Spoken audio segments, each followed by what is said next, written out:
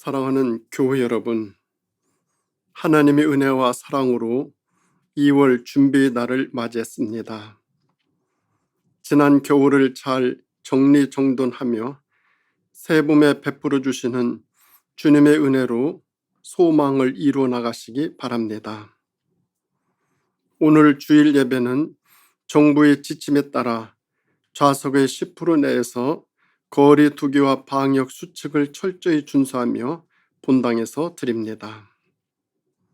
항상 코로나19에 주의하면서 거리 두기와 방역 수칙을 지키며 건강에 늘 유념하시기 바랍니다.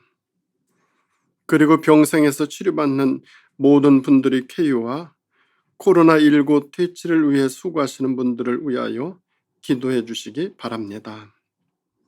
이 주간에도 소망하고 기도하시는 일들마다 주님의 인도하심과 도우심이 함께 하시기를 기도드립니다.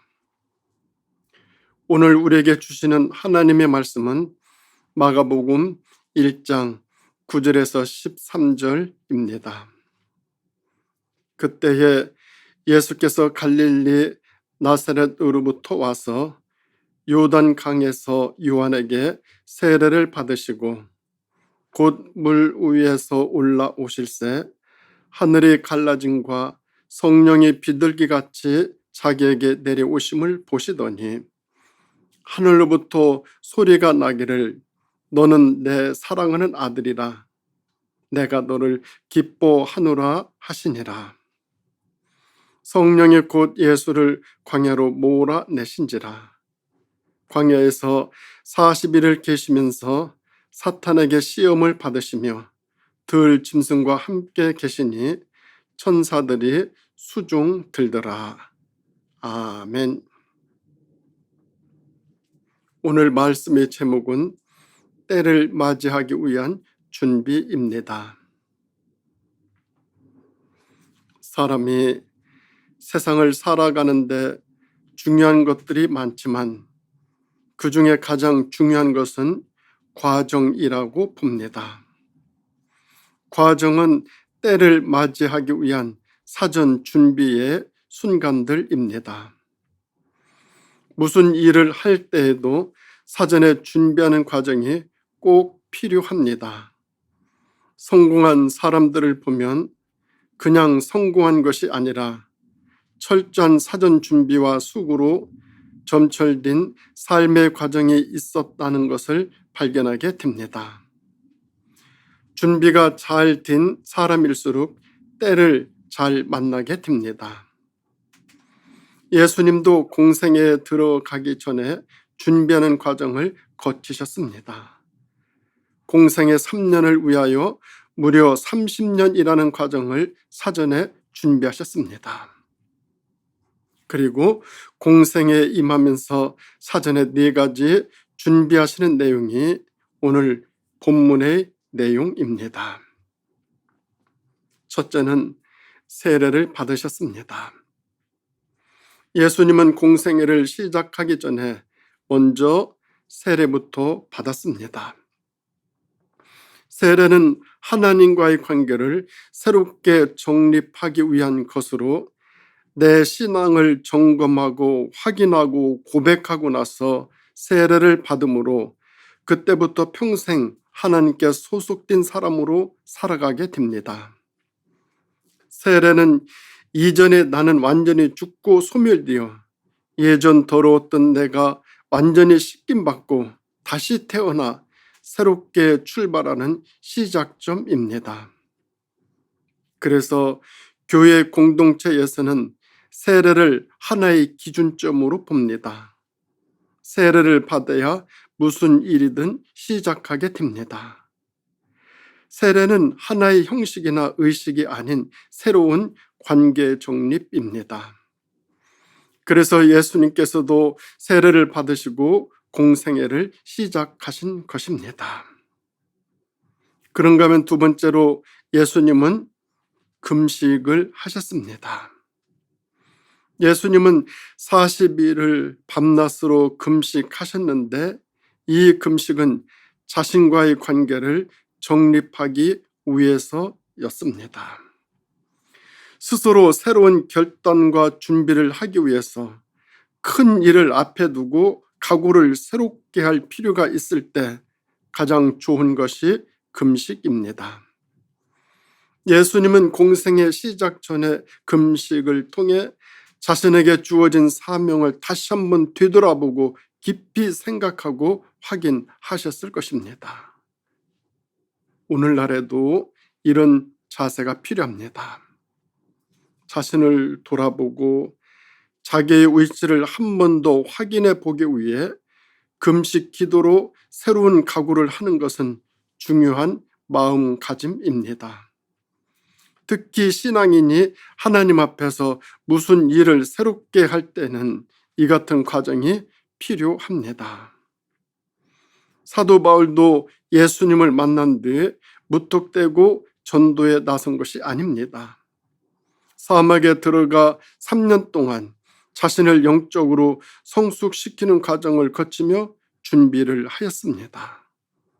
이는 자신이 먼저 연단시키는 준비의 과정입니다. 이렇게 바울은 아주 철저하게 준비하는 과정을 거쳤기에 그 삶에 시행착오가 없고 실패가 없었던 것처럼 우리 자신들도 철저히 나 자신을 검증하고 준비하는 과정을 거쳐 더 의미 있는 삶을 찾아가야만 되겠습니다. 그런가 하면 예수님이 또 준비하신 것은 시험을 받으셨습니다. 시험은 영적으로 자기 자신을 확인하는 과정입니다. 누가복음 4장 1절에서 13절 말씀을 보면 예수님은 성령의 충만함을 입고 성령에게 이끌림을 받고 계시는 중인데도 마귀에게 시험을 받았습니다. 먼저는 몹시 줄이신 가운데 떡으로 시험을 받았는데 이는 금식하고 계시는 주님의 인간적인 약점을 시험하였습니다. 예수님이 순전히 하나님의 아들로서 신성만을 소유했다면 4개월인들 금식하지 못하시겠습니까? 그러나 예수님께서는 신인 동시에 순전한 인간이었기 때문에 우리와 똑같은 고뇌를 경험하셨던 것입니다. 금식을 하게 되면 우선 하루의 시간이 매우 깁니다. 밤도 길고 낮도 길고 모든 것이 길게 느껴집니다. 이렇게 40일간을 금식하려면 순간마다 포기하고 싶은 유혹들이 대단합니다. 바로 이것이 시험입니다. 다음으로 예수님께서 받으신 시험은 세상의 모든 권위와 영광의 시험이었습니다. 이는 자기 영혼을 팔아 세상적인 것을 누리는 것입니다. 세상적인 것들을 누리기 위해 영혼을 더럽히는 삶은 첫 계명을 어기는 것입니다. 그리고 마지막으로 예수님께서 받으시는 시험은 가문 이설 시험이었습니다. 사탕 발림으로 온갖 미사욕으로 그럴싸하게 유혹을 심하게 하였습니다. 그러면 우리 예수님 이 모든 시험을 어떻게 물리치셨습니까? 말씀으로 물리치셨습니다. 시험을 이기는 길은 오직 말씀입니다. 그런데 마귀는 모든 시험을 다 한 후에도 얼마 동안만 떠나 있다가 또다시 계속 시험한다라는 것입니다. 사탄의 시험은 총을 들고 오거나 탱크를 몰고 다가오는 것이 아니라 언제나 나 자신의 마음을 움직이고 마음 깊은 곳으로부터 유혹을 합니다. 이것이 가장 무서운 시험입니다. 예수님의 시험은 다 이런 시험이었던 것입니다. 앞으로 있을 3년 동안의 공생의 기간이 너무나 험난하기 때문에 이 같은 시험을 거쳐 연단을 받음으로 단단해졌기에 예수님 그 어려움들을 다 인내하고 견뎌낼 수 있었던 것입니다. 이와 같이 큰 일을 한 사람들을 보면 모두 이렇게 연단받는 과정을 거쳤다라는 것을 알 수 있습니다. 이 연단이 준비하는 과정에 큰 힘이 됩니다. 위인들도 모두 이 같은 어려운 연단과 시험의 과정을 거쳤습니다. 하나님의 아들이신 예수님도 이렇게 철저하게 준비하고 훈련받고 나서 공생애를 시작하셨습니다. 우리는 어쩌면 더 이런 과정을 거쳐야 합니다. 그런데 오히려 피하고 멀리하고 도망치려고 합니다. 모든 일들을 쉽게 간단하게 편하게 하려고 합니다. 이것이 인간의 연약함이고 부족함입니다. 우리 모두 여기서 벗어나 더 혹독하게 잘 준비하여 나 자신의 소망을 가꾸어 나가야만 될 줄 압니다. 그런가 하면 예수님이 준비하신 네 번째 과정은 제자들을 선택하셨다라는 것입니다. 하나님의 일은 혼자 하는 것이 아닙니다. 함께하고 더불어 하는 것입니다. 그러므로 하나님 일을 할 때에는 무엇보다도 더불어 함께 일하는 지혜가 꼭 필요합니다. 그래서 예수님은 사역을 시작하면서 함께 일할 제자들을 불러 모았습니다. 그런데 예수님께서 부르신 제자들을 보면 한 가지 공통점이 있습니다. 그것은 하나같이 변변치 못한 사람들이라는 것입니다. 이를테면 그 시대에 천직에 종사던 사람들이었고 소외된 그런 사람들이었습니다. 그런데 그 사람들이 후에는 하나님 성전의 모퉁이 돌이 다 되었습니다. 처음에는 미약하지만 나중에는 창대하리라는 말씀 그대로 되었습니다. 이것이 하나님 안에서 일하는 사람에게 주어지는 은혜요 축복입니다. 이것은 오늘날도 마찬가지입니다. 하나님의 쓰임을 받는 사람들을 보면 한결같이 비천하고 어려운 환경에서 자란 사람들이 훨씬 더 많습니다. 이 사람들은 이미 어려서부터 시험을 받았고 훈련과 연단과 고난의 삶을 체득한 사람들이기 때문에 하나님으로부터 부름을 받았습니다.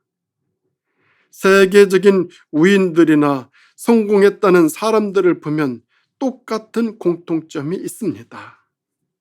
그들은 한결같이 어려운 환경에서 태어나고 자라 그 과정을 이겨낸 사람들입니다. 우리가 잘 알고 있는 최고의 과학자인 아인슈타인은 물리학자로 노벨상까지 탔지만 그도 어렸을 때에는 수학 위에는 모두 낙제였다고 합니다. 그래서 담임 선생님이 그 부모를 불러 이 학생은 장래성이 없으니 퇴학을 시킨다라고 했습니다.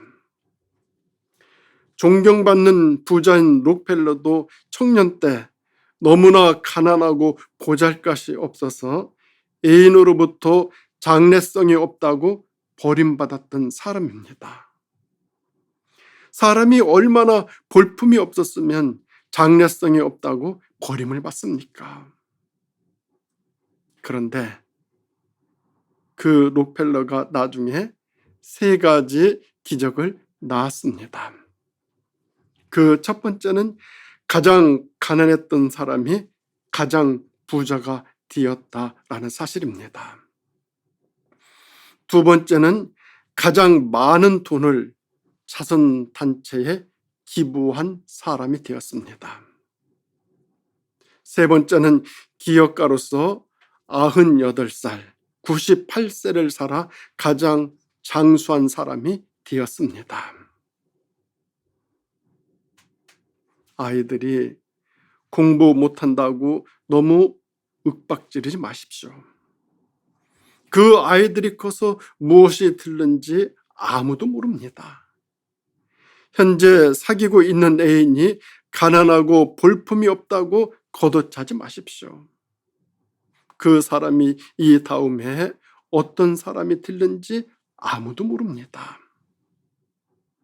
이렇게 가능성이란 사람들의 눈에 쉽게 발견되거나 나타나지 않습니다.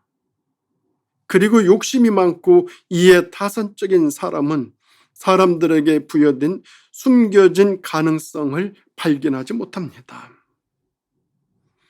그러므로 이해 타산적인 이기적인 사람은 당장은 이득을 보는 것 같지만 마지막에는 언제나 손해를 보나, 이타적인 사람은 마지막에 잘되고 매우 좋습니다.